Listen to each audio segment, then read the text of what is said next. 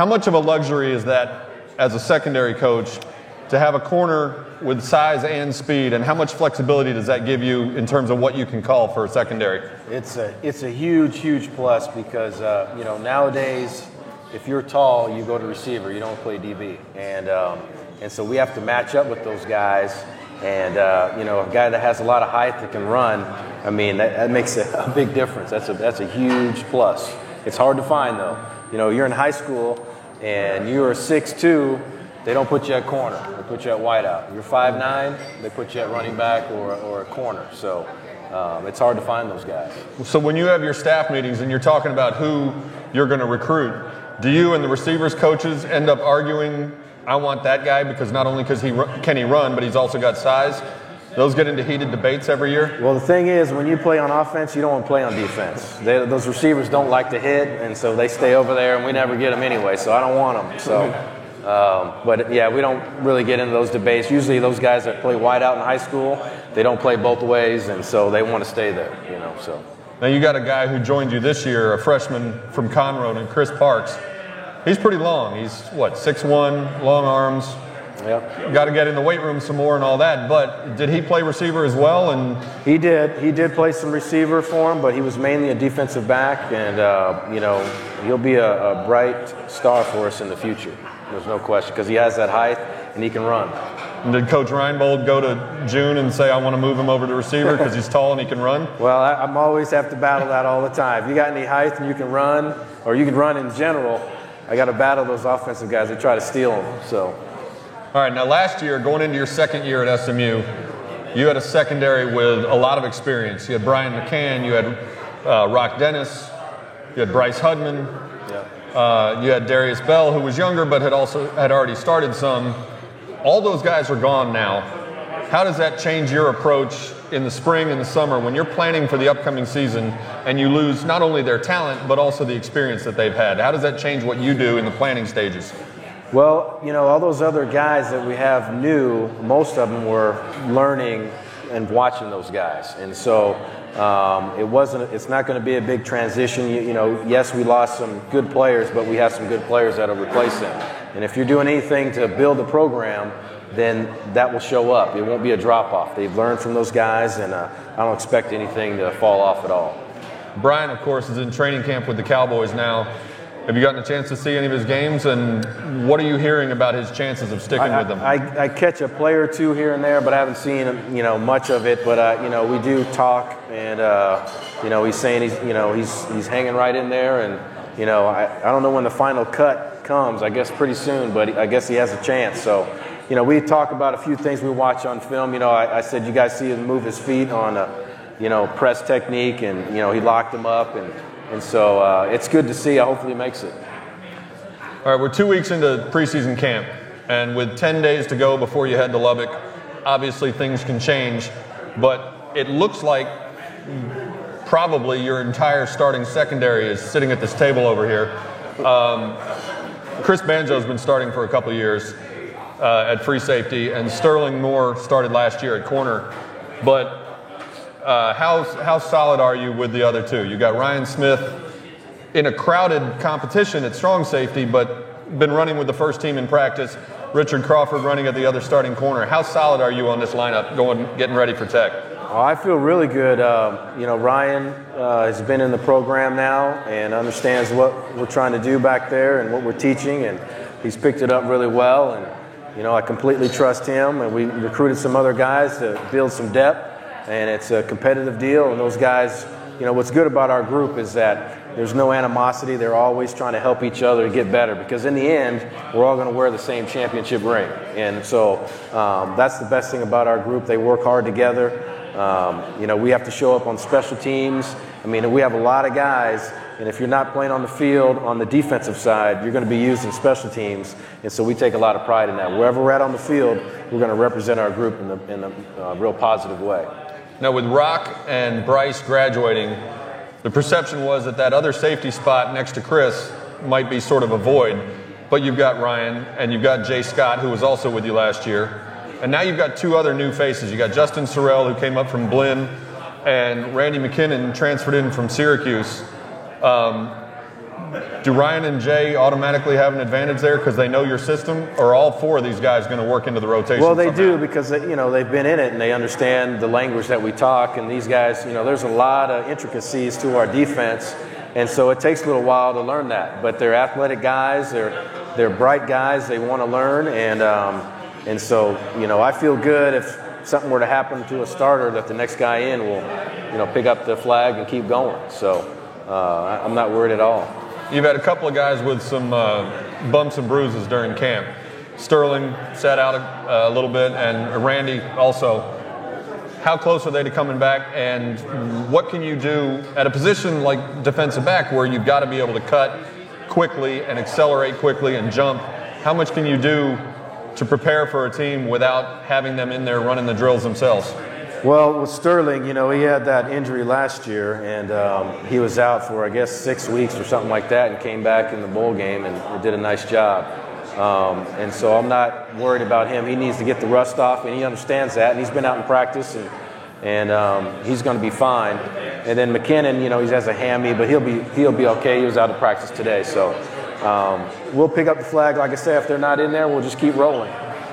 Okay, I know some secondary coaches clearly differentiate between free safeties and strong safeties, and others just collect all their safeties and say the two best are going to play. Where do you fall in that debate? Well, these guys can answer that. I get the best too, and I change their positions on a regular basis so they understand both sides. Strong safeties, are down the box generally a little bit more.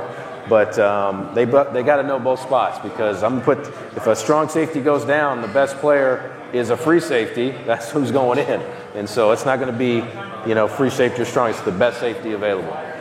You add Robert Mojica into that mix as sort of a nickel back, and it looks like your secondary is actually, despite all the people who graduated and got hurt and are not here anymore, it looks like your secondary is maybe as deep as last year. How much flexibility does that give you and versatility does that give you to have that many different guys you can roll in and out of there in different situations?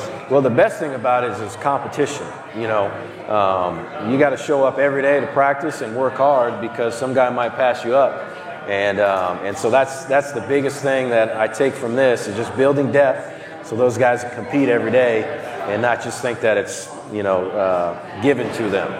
So that's the best part about it. But those guys every day, they work hard. I understand that, and I'm very pleased of where we're at. We're way farther ahead of last year than we were, at this point than last year. So last year, Darius Bell started at corner, had a couple of concussions. You ended up turning over that position to Sterling, and Sterling comes in, and it looked like the defense never missed a beat.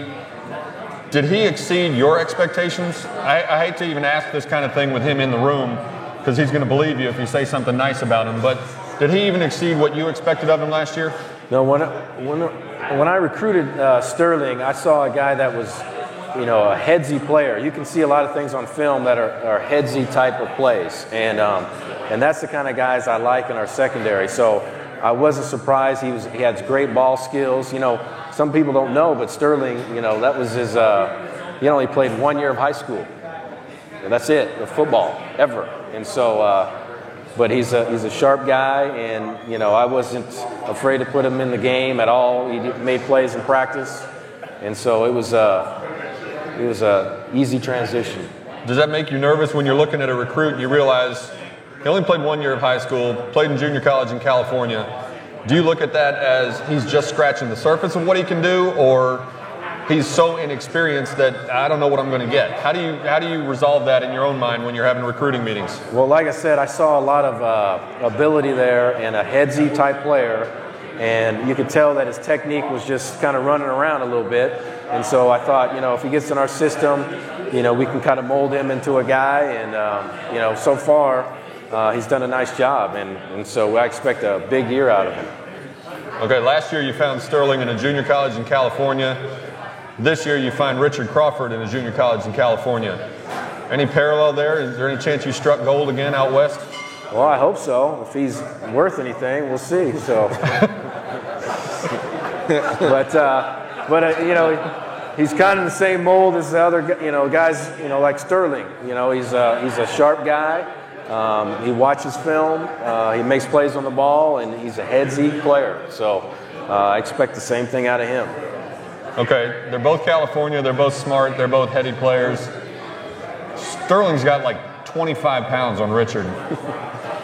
Do they play, according to the roster you do they play very different styles?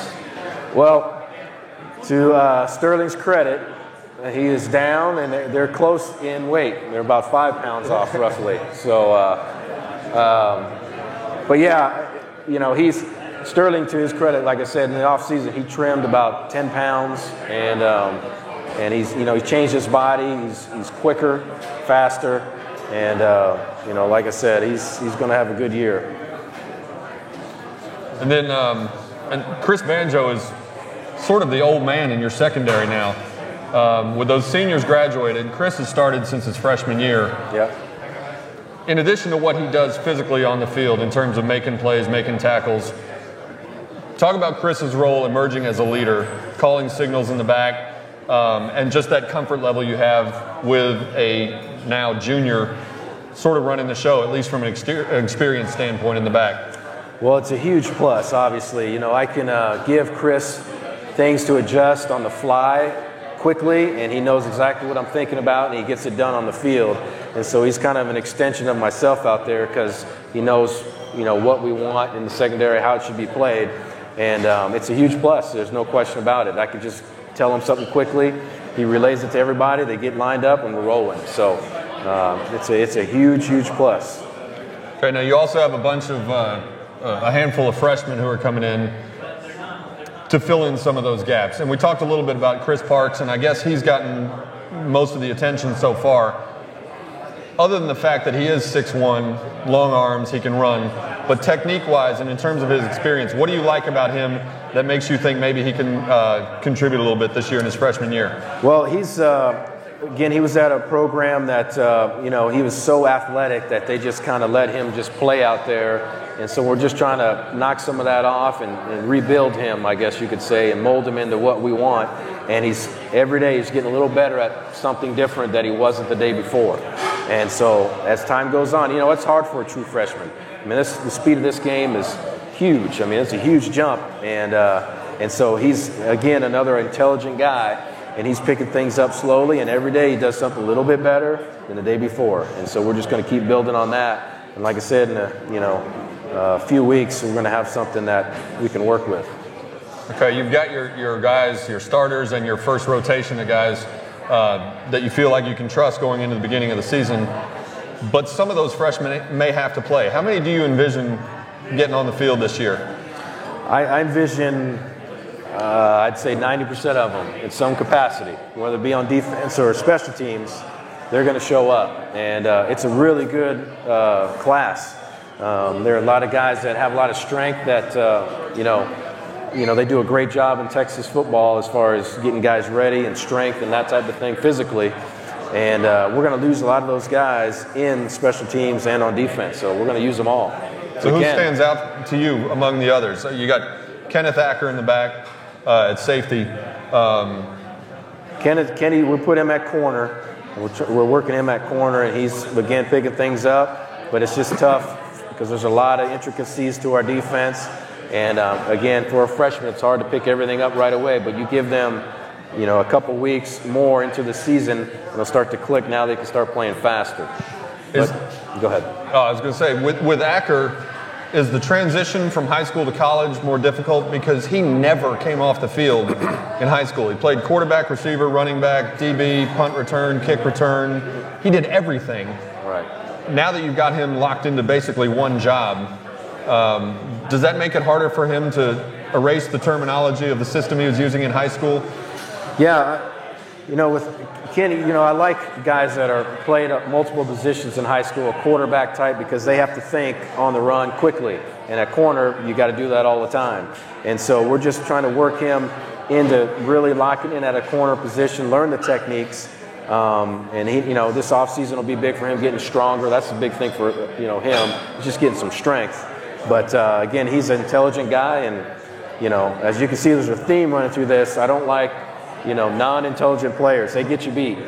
And so if you got a head on your shoulders, then you can play in our secondary. All right, we're going to